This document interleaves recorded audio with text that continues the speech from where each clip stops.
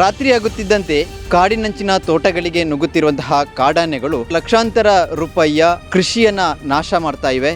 ಅದರ ಜೊತೆಗೆ ಇದೀಗ ಕೃಷಿಕನನ್ನೇ ಕಾಡಾನೆಯೊಂದು ಬಲಿ ಪಡೆದುಕೊಂಡಿದೆ. ನಾವೀಗ ಚೆಂಬು ಗ್ರಾಮದ ದಬ್ಬಡ್ಕ ಬಳಿಯ ಕೊಪ್ಪದ ಮನೆ ಅನ್ನುವಲ್ಲಿ ನಾವಿದ್ದೇವೆ. ನಿನ್ನೆ ರಾತ್ರಿ 10 ಗಂಟೆಯ ಸುಮಾರಿಗೆ ಇಲ್ಲೊಂದು ನಡೆಯಬಾರದಂತಹ ಒಂದು ಘಟನೆ ನಡೆದಿತ್ತು. ಕಾಡಾನೆಯೊಂದು ಕೃಷಿ ನಾಶ ಮಾಡಲಿಕ್ಕೆ ಬಂದಂತಹ ಸಂದರ್ಭ, ಅದನ್ನು ಓಡಿಸಲಿಕ್ಕೆ ಬಂದಂತಹ ಕೃಷಿಕರನ್ನು ತುಳಿದಿದೆ. ಈ ಸಂದರ್ಭದಲ್ಲಿ ಅವರು ಸಾವಿಗೀಡಾಗಿದ್ದಾರೆ, ದಾರುಣವಾಗಿ ಅಂತ್ಯವಾಗಿದ್ದಾರೆ. ಬಹುಶಃ ಇದು ಇಡೀ ಸುಳ್ಯ ತಾಲೂಕು ಹಾಗೂ ಸಂಪಾಜೆಯನ್ನು ಬೆಚ್ಚಿ ಬೀಳಿಸಿರುವಂತಹ ಘಟನೆ ಇದು. ಚೆಂಬು ಗ್ರಾಮದ ದಬ್ಬಡ್ಕ ಕೊಪ್ಪದ ಮೂಲೆ ಶಿವಪ್ಪ ಅನ್ನುವರು 72 ವರ್ಷ ಪ್ರಾಯದ ಕೃಷಿಕರು ಇವತ್ತು ದಾರುಣವಾಗಿ ಮೃತಪಟ್ಟಂಥವರು. ಅವರು ನಿನ್ನೆ ರಾತ್ರಿ ಸುಮಾರು 10 ಗಂಟೆ ವೇಳೆಗೆ ಅವರ ತೋಟಕ್ಕೆ ಕಾಡಾನೆಯೊಂದು ಬಂದಿತ್ತು. ಹೀಗಾಗಿ ಕಾಡಾನೆಯನ್ನು ಅಟ್ಟಿಸಲಿಕ್ಕೆ ಬೇಕಾಗಿ ಏನು ಸುತ್ತಮುತ್ತಲ ಜನರು ಕೂಡ ಬಂದಿದ್ದರು. ಈ ಸಂದರ್ಭದಲ್ಲಿ ಅವರು ಕೂಡ ಏನು ತೋಟಕ್ಕೆ ಬಂದಿದ್ದರು. ನೀವು ಗಮನಿಸಿದರೆ ಈ ದಾರಿಯಾಗಿ ಏನು ಶಿವಪ್ಪರವರು ಸುಮಾರು 10 ಗಂಟೆ ವೇಳೆಗೆ ಟಾರ್ಚ್ ಲೈಟ್ನ ಮೂಲಕ ಬಂದಿದ್ದರು. ಹೀಗೆ ಬಂದಂತಹ ಶಿವಪ್ಪರವರು ಈ ಕಡೆ ಅಂದರೆ ನೀವೀಗ ದೃಶ್ಯದಲ್ಲಿ ಗಮನಿಸಿರುವ ಸೈಡ್ ಬಂದಿದ್ದಾರೆ ಅವರು. ಆ ಸಂದರ್ಭದಲ್ಲಿ ಮೇಲ್ಭಾಗದಲ್ಲಿದ್ದಂತಹ ಆನೆ ಏಕಾಏಕಿ ಅವರ ಮೇಲೆ ದಾಳಿಯನ್ನು ಮಾಡಿದೆ. ಈ ಸಂದರ್ಭದಲ್ಲಿ ಅವರಿಗೆ ತಪ್ಪಿಸಿಕೊಳ್ಳಿಕ್ಕೆ ಕೂಡ ಸಾಧ್ಯ ಆಗದಂತಹ ಒಂದು ಸಂದರ್ಭದಲ್ಲಿ ಅವರು ಆನೆಯ ತುಳಿತಕ್ಕೆ ಒಳಗಾಗಿದ್ದಾರೆ. ಅದೇ ಸಂದರ್ಭದಲ್ಲಿ ಏನು ಅವರ ಹಿಂಬದಿಯಿಂದ ಸ್ವಲ್ಪ ಹಿಂಬದಿಯಿಂದ ಅವರ ಪತ್ನಿ ಬರ್ತಾಯಿದ್ರು. ಅವರು ಏನು ಲೈಟ್ ಹಾಕುವಂಥ ಸಂದರ್ಭದಲ್ಲಿ ಇವರು ಅವರನ್ನು ಕರೆದಿದ್ದಾರೆ. ಆ ಸಂದರ್ಭದಲ್ಲಿ ಇವರು ಲೈಟನ್ನು ಹಾಕುವಂಥ ಸಂದರ್ಭದಲ್ಲಿ ಏನು ಆನೆ ಇವರನ್ನು ಬಿಟ್ಟು ಸ್ವಲ್ಪ ಮುಂದಕ್ಕೆ ಹೋಗಿತ್ತು. ಅದೇ ಸಂದರ್ಭದಲ್ಲಿ ಏನು ಅಕ್ಕಪಕ್ಕದವರು ಕೂಡ ಈ ಜಾಗಕ್ಕೆ ಬಂದಿದ್ದರು ಲೈಟ್ ಹಾಕೋದ್ರ ಮೂಲಕ. ಇವರು ಗಂಭೀರ ಸ್ಥಿತಿಯಲ್ಲಿ ಇದ್ದುದನ್ನು ಕಂಡು ಅವರೆಲ್ಲರೂ ಕೂಡ ಅವರನ್ನು ಮನೆಗೆ ಕರೆದುಕೊಂಡು ಹೋಗಿ ಅಲ್ಲಿಂದ ಜೀಪಿನ ಮೂಲಕವಾಗಿ ಸುಮಾರು 15 ಕಿಲೋಮೀಟರ್ ದೂರ ಇರುವಂತಹ ಸಂಪಾಜೆಯ ಆಸ್ಪತ್ರೆಗೆ ಕೊಂಡೊಯ್ದಿದ್ದಂತಹ ಘಟನೆ ನಿನ್ನೆ ರಾತ್ರಿ ನಡೆದಿತ್ತು. ಆ ಬಳಿಕ ಮತ್ತೆ ಏನು ಇವರೆಲ್ಲ ಹೋದ ನಂತರ ಕೂಡ ಆನೆ ಇಲ್ಲಿಗೆ ಬಂದು ಒಂದಷ್ಟು ಇಲ್ಲಿ ಹುಡಿ ಮಾಡಿರುವಂಥದ್ದು, ಅದರ ಆಕ್ರೋಶವನ್ನು ತೋರಿಸಿರುವಂಥದ್ದನ್ನು ಕೂಡ ನೀವೀಗ ದೃಶ್ಯದಲ್ಲಿ ನೋಡ್ತಾ ಇರುವಂಥದ್ದು. ಇದು ನಿನ್ನೆ ರಾತ್ರಿ 10 ಗಂಟೆಯ ವೇಳೆಗೆ ಶಿವಪ್ಪ ಕೊಪ್ಪದ ಮನೆ ಅನ್ನುವರು ಆನೆಯ ತುಳಿತಕ್ಕೆ ಒಳಗಾದಂತಹ ದೃಶ್ಯಗಳಿವು. ನೀವು ಗಮನಿಸ್ತಾ ಇದ್ದೀರಿ, ಇಲ್ಲಿ ಅವರ ಟಾರ್ಚ್ ಕೂಡ ಇಲ್ಲೇ ಇರುವಂಥದ್ದು, ಅವರ ಚಪ್ಪಲಿ ಕೂಡ ಇಲ್ಲೇ ಇದೆ. ಈ ಭಾಗದಲ್ಲಿ ಸುಮಾರು ಹಲವಾರು ಸಮಯಗಳಿಂದ ಒಂಟಿ ಆನೆಯೊಂದು ನಿರಂತರವಾಗಿ ಕೃಷಿಗೆ ದಾಳಿ ಮಾಡ್ತಾ ಇತ್ತು. ಅದರ ಜೊತೆಗೆ ಏನು ರಸ್ತೆಯಲ್ಲಿ ಸಂಚರಿಸಿ ಕೂಡ ಜನರಲ್ಲಿ ಆತಂಕವನ್ನು ಭಯವನ್ನು ಹುಟ್ಟು ಹಾಕಿತ್ತು. ಈ ಎಲ್ಲ ಹಿನ್ನೆಲೆಯಲ್ಲಿ ಒಂದಷ್ಟು ದಿನಗಳ ಹಿಂದೆ ಸಂಪಾಜೆಯಲ್ಲಿ ಕೂಡ ಏನು ಕಾಡು ಪ್ರಾಣಿಗಳ ಹಾವಳಿಯ ಬಗ್ಗೆ ಊರವರು ಶಾಸಕರಾಗಿರ್ತಕ್ಕಂತಹ ಪೊನ್ನಣ್ಣರವರ ಅಧ್ಯಕ್ಷತೆಯಲ್ಲಿ ಒಂದು ಸಭೆಯನ್ನು ಕೂಡ ಮಾಡಿದರು. ಇದಕ್ಕೆ ಏನು ಶಾಶ್ವತವಾಗಿರುವಂತಹ ಪರಿಹಾರವನ್ನು ಕೂಡ ಒದಗಿಸಬೇಕು ಅಂತ ಹೇಳ್ತಕ್ಕಂತಹ ಒಂದು ಒತ್ತಾಯವನ್ನು ಕೂಡ ಮಾಡಿದರು.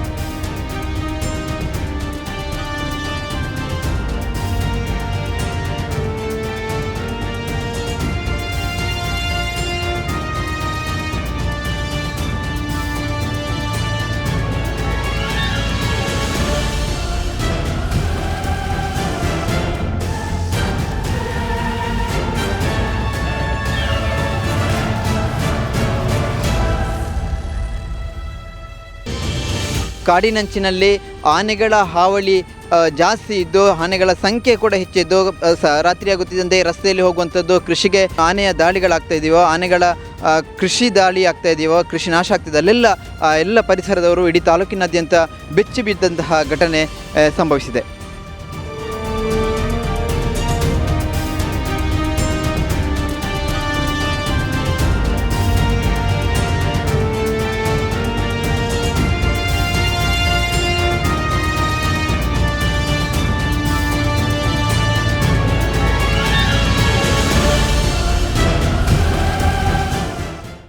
ನಮ್ಮೊಂದಿಗೆ ಈ ಭಾಗದವರು ಆಗಿರುವಂತಹ ಸುಂದರ ಮತ್ತು ರಾಮಣ್ಣ ಅನ್ನೋರು ನಮ್ಮ ಜೊತೆ ಇದ್ದಾರೆ. ಅವರು ಈ ನಿನ್ನೆಯ ಘಟನೆಯನ್ನು ಅವರು ಕೂಡ ವಿವರಿಸ್ತಾರೆ. ಸರ್, ಏನಾಯಿತು ನಿನ್ನೆ ಘಟನೆ?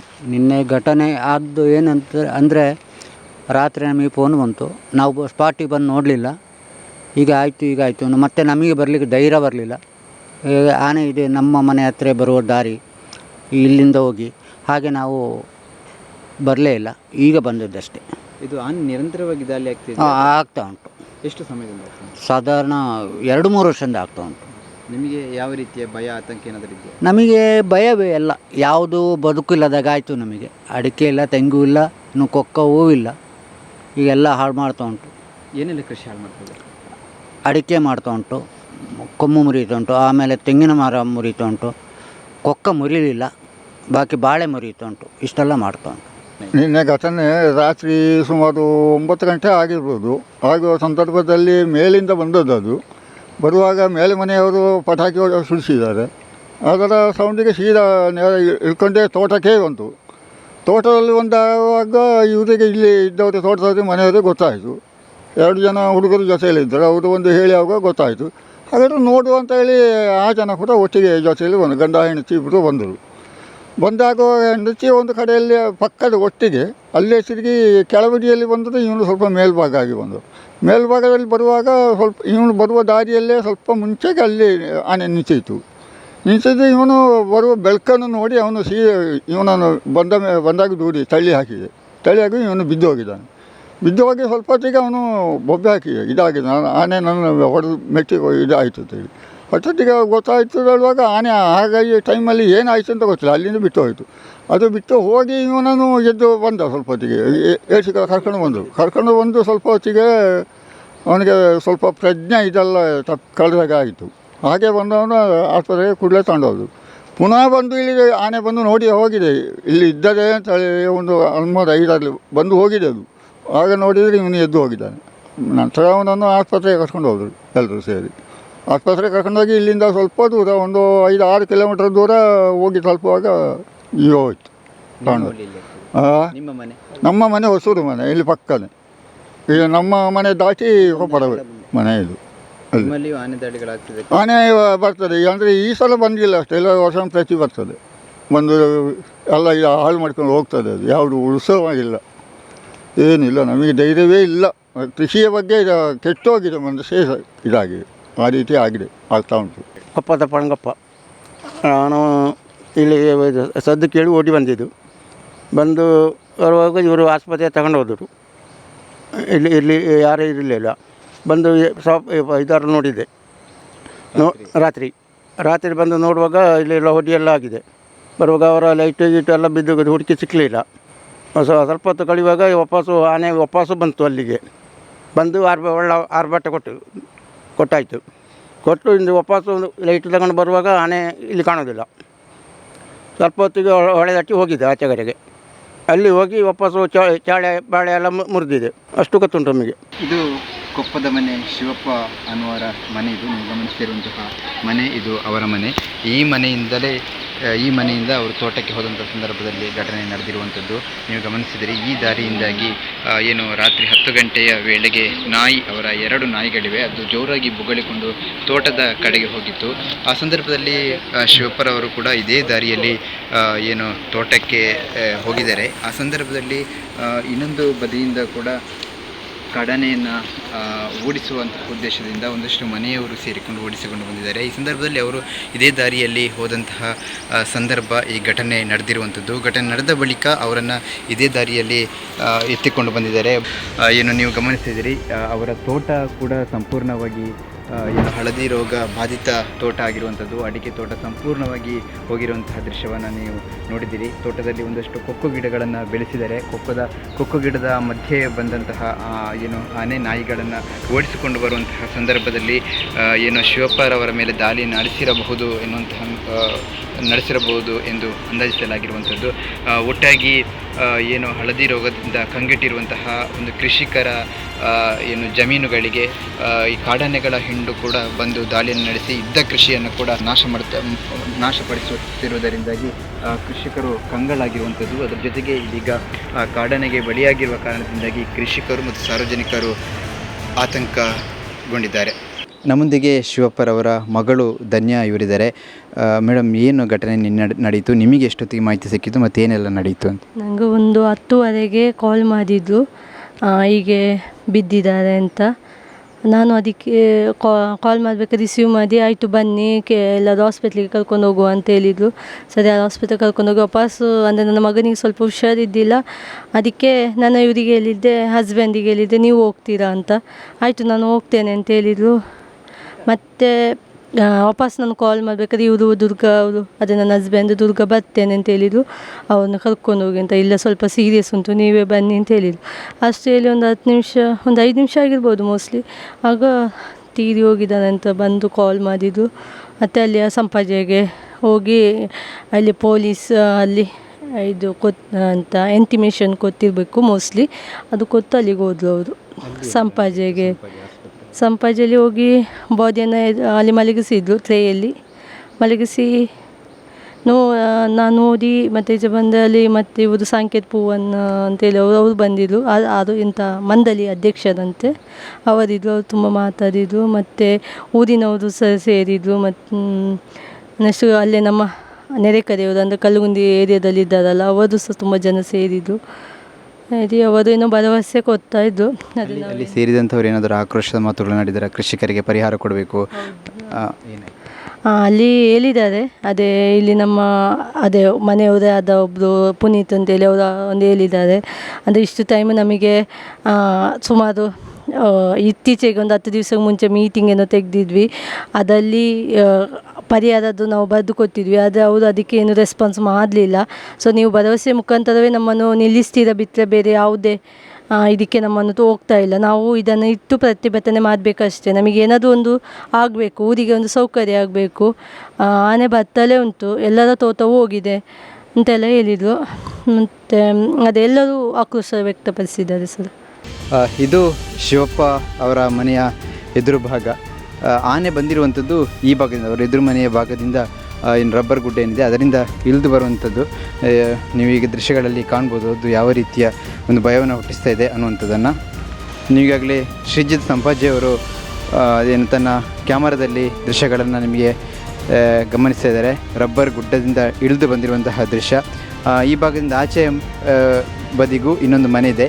ಈ ಮನೆಯ ಮಧ್ಯಭಾಗ ಇಳಿದು ಸಣ್ಣ ತೋಡು ಹರಿತಿದೆ. ಆ ತೋಡಿಗೆ ಇಳಿದು ತೋಟಕ್ಕೆ ಇಳಿದು ಅವರ ಮನೆಯ ಹಿಂಬದಿ ಭಾಗವಾಗಿ ಹೋಗುವಂಥ ಸಂದರ್ಭದಲ್ಲಿ ಈ ಘಟನೆ ನಡೆದಿರುವಂಥದ್ದು.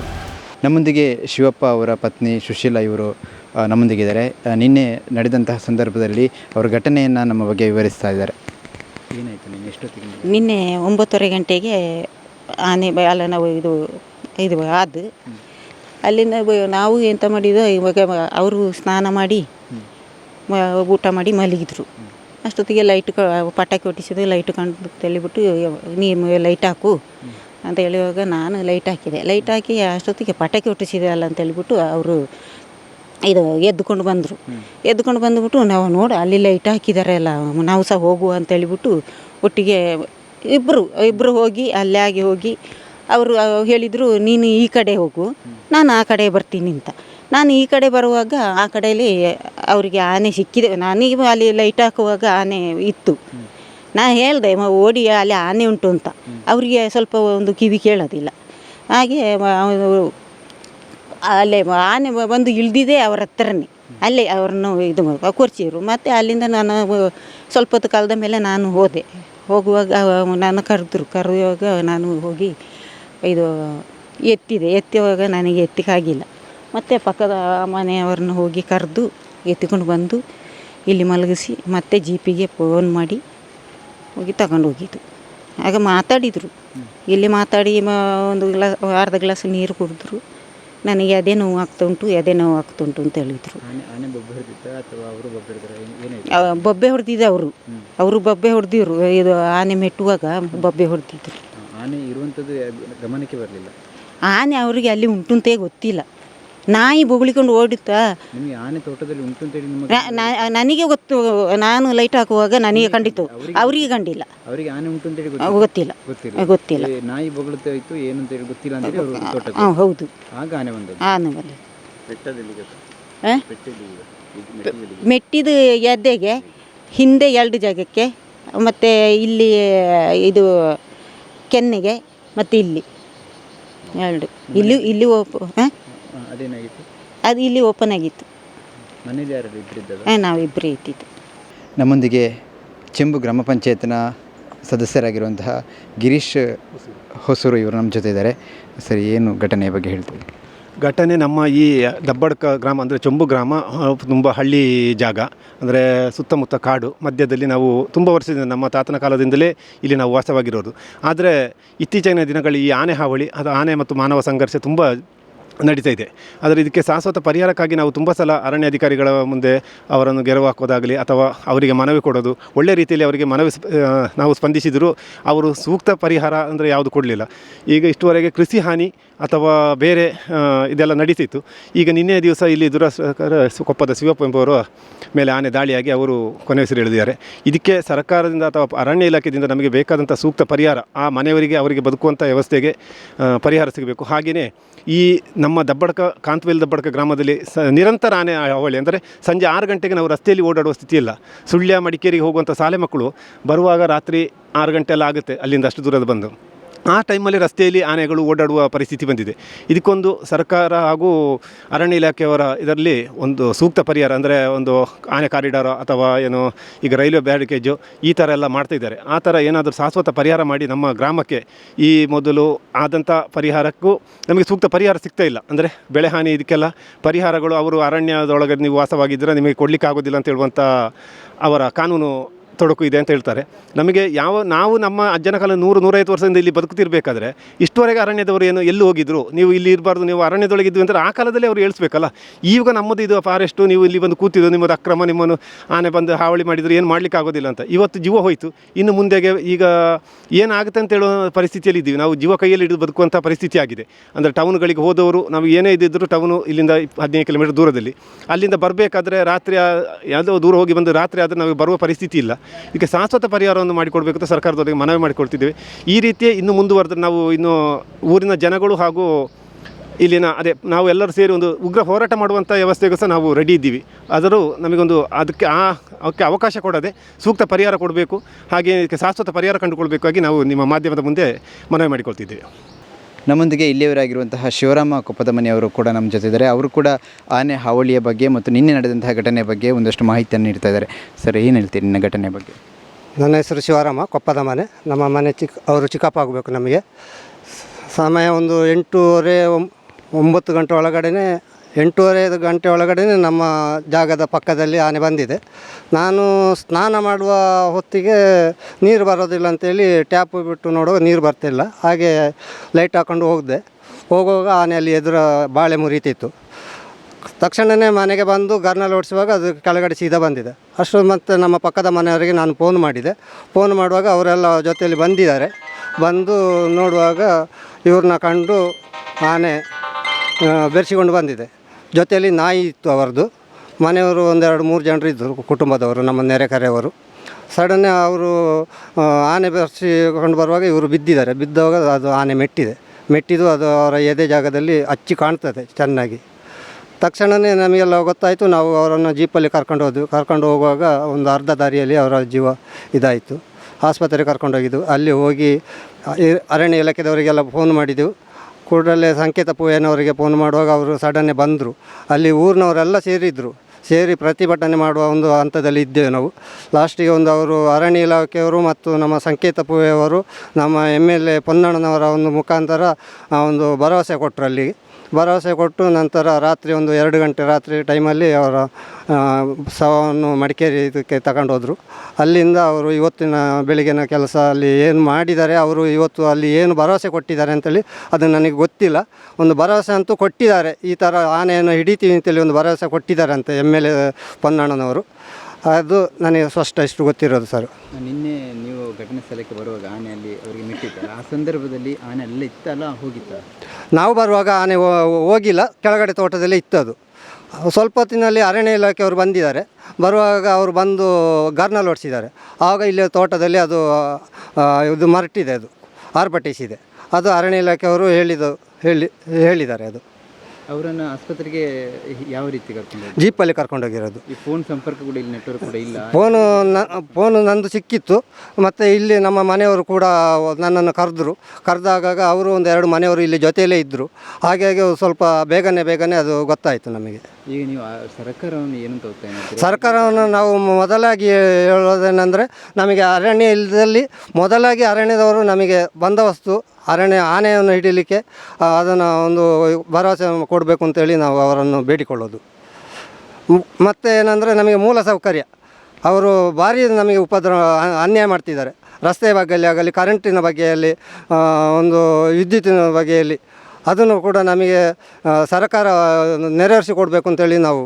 ನಿಮಗೆ ಕೃಷಿ ಹಾನಿಯಾದ ಸಂದರ್ಭದಲ್ಲಿ ಪರಿಹಾರ ಅರಣ್ಯ ಇಲಾಖೆದವರು ನಿಮಗೆ ಅದು ಫಾರೆಸ್ಟ್ ಜಾಗದಲ್ಲಿ ಪರಿಹಾರ ಕೊಡಲಿಕ್ಕೆ ಆಗೋದಿಲ್ಲ ಅಂತೇಳಿ ಹೇಳ್ತಿದ್ದಾರೆ. ರೆಕಾರ್ಡು ಇದೆ, RTC ಇದೆ, ರೆಕಾರ್ಡ್ ಇದೆ. ಆದರೆ ಅವರು ಹೇಳ್ತಾರೆ ಅರಣ್ಯ ಇಲಾಖೆ ಇದು ಫಾರೆಸ್ಟ್ ಅಂತೇಳಿ ಹೇಳ್ತಿದ್ದಾರೆ ಅವರು, ಅರಣ್ಯದವರು. ನಿನ್ನೆ ರಾತ್ರಿ ನಡೆದಂತಹ ಘಟನೆ ಏನು, ಶಿವಪ್ಪ ಕೊಪ್ಪದ ಮನೆ ಇವರು ಏನು ಅಸುನೀಗಿದ್ರು ಆನೆ ದಾಳಿಯಿಂದಾಗಿ. ಅವರ ಮೃತದೇಹವನ್ನು ಏನು ಇಂದು ಬೆಳಿಗ್ಗೆ ಮಡಿಕೇರಿಯಲ್ಲಿ ಪೋಸ್ಟ್ ಮಾರ್ಟಮ್ ಮಾಡಲಾಗಿತ್ತು. ಅಲ್ಲಿಗೆ ಕೊಡಗು ಶಾಸಕರಾಗಿರುವಂತಹ ಪುನನ್ನವರು ಕೂಡ ಆಗಮಿಸಿ ಸುಮಾರು 5 ಲಕ್ಷ ರೂಪಾಯಿಯ ಪರಿಹಾರವನ್ನು ಕೂಡ ಅಲ್ಲಿ ನೀಡಲಾಗಿದೆ. ಒಟ್ಟಾಗಿ ಈಗ ಮನೆಯವರು ಕೂಡ ಅದು ಹೆಚ್ಚಿನ ಪರಿಹಾರವನ್ನು ನೀಡಬೇಕು ಅಂತ ಹೇಳ್ತಕ್ಕಂತಹ ಒತ್ತಾಯವನ್ನು ಕೂಡ ಮಾಡ್ತಾ ಇದ್ದಾರೆ. ಒಟ್ಟಾಗಿ ಈ ಭಾಗದಲ್ಲಿ ಶಾಶ್ವತ ಆನೆ ಹಾವಳಿಯ ಪರಿಹಾರ ಆಗಬೇಕು ಅನ್ನುವಂಥದ್ದು ಈ ಭಾಗದವರ ಒತ್ತಾಯ. ತುಂಬ ಗ್ರಾಮೀಣ ಭಾಗವಾಗಿರುವಂತಹ ದಬ್ಬಡ್ಕಕ್ಕೆ ಆಂಬ್ಯುಲೆನ್ಸ್ ಕೂಡ ಬಾರದ ಕಾರಣದಿಂದಾಗಿ ಅವರೇನು ಅರ್ಧ ತನಕ ಆಂಬ್ಯುಲೆನ್ಸಲ್ಲಿ ಪಾರ್ಥಿವ ಶರೀರವನ್ನು ತಂದು ಆ ಬಳಿಕ ಜೀಪ್ನಲ್ಲಿ ಮನೆಗೆ ತಂದಿದ್ದಾರೆ. ಆ ಬಳಿಕ ಅಂತಿಮ ಸಂಸ್ಕಾರ ಇಲ್ಲಿ ಮನೆಯಲ್ಲಿ ನೆರವೇರ್ತಾ ಇದೆ. ದಬ್ಬಡ್ಕದಿಂದ ಪ್ರತಿನಿಧಿ ತಾಜುದ್ದೀನ್, ರಿಪೋರ್ಟರ್ ಕೃಷ್ಣ ಬೆಟ್ಟ, ಶ್ರೀಜಿತ್ ಸಂಪಾಜಿ ಜೊತೆ ದಯಾನಂದ ಕೊರತುಡಿ, ಸುದ್ದಿ ನ್ಯೂಸ್ ಸುಳ್ಯ.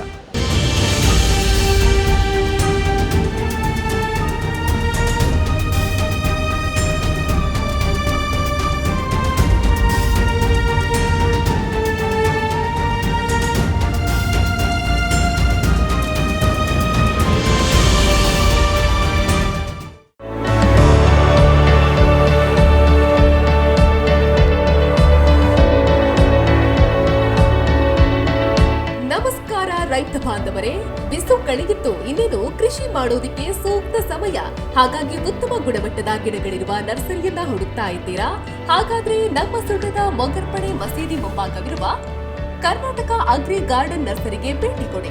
ಇಲ್ಲಿ 3 ಎಕರೆ ಜಮೀನಿನಲ್ಲಿ ತಯಾರಾಗ್ತಾ ಇದೆ ಉತ್ತಮ ತಳಿಯ ಹೈಬ್ರಿಡ್ ತೆಂಗಿನ ಗಿಡಗಳು, ಕೋಕೋ ಗಿಡಗಳು, ಅಡಿಕೆ ಗಿಡಗಳಾದ ಎಂಟರಮಂಗಲ, ಮೋಹಿತ್ ನಗರ, ಸೈಗಾನ್, ರತ್ನಗಿರಿ, ಸುಮಂಗಲ, ಸ್ವರ್ಣಮಂಗಳ, ಊರಿನ ಮಂಗಳ ಮತ್ತು ಜಾಯಿಕಾಯಿ ಗಿಡ, ವಿವಿಧ ರೀತಿಯ ಹಣ್ಣಿನ ಗಿಡಗಳು, ಕರಿಮೆಣಸಿನ ಕಸಿ ಗಿಡ, ಪಣಿಯೂರು 7 ಲಭ್ಯ ಹಾಗೂ ಶತಮಂಗಲ ಅಡಿಕೆ ಗಿಡಗಳು ಲಭ್ಯ. Karnataka agri garden nursery, Mogarpane, Halegate, Sullia. Booking ಆಗಿ ಇಂದೇ ಸಂಪರ್ಕಿಸಿ 9048865019 99461 23801.